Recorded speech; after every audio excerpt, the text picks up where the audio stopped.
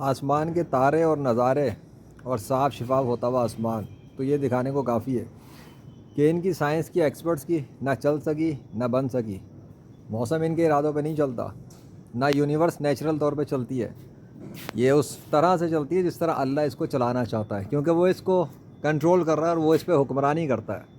वो जहाँ चाहेगा सूरज को तब्दील कर देगा, जहाँ चाहेगा आसमान को बदल देगा। अभी भी वो यही दिखा रहा है।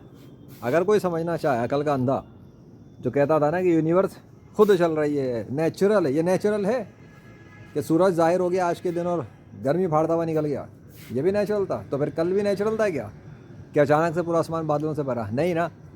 इतनी निशानियों के बाद भी साइंस की पूजा करने वाले, किताबों की पूजा करने वाले और अपने झूठे खुदाओं को सच्चा समझने वाले अगर ज़मीन पे खाने पीने के बाद और याशियाँ करने के बाद अल्लाह के ख़िलाफ़ काम करना चाहें या अल्लाह को मामूली समझें तो ठीक है, कर लो इंजॉय। जब तुम सबकी मौत आएगी अल्लाह के हुक्म से, तुम्हें पता लग जाएगा कायनात का हुक्मरान क्या करता तुम्हारे साथ जहन्नुम में तुम्हें फेंकने के बाद। फिर पछताना नहीं कि तुम्हें किसी ने खबरदार नहीं किया। जितनी निशानियाँ हैं अकल वालों के लिए काफ़ी हैं।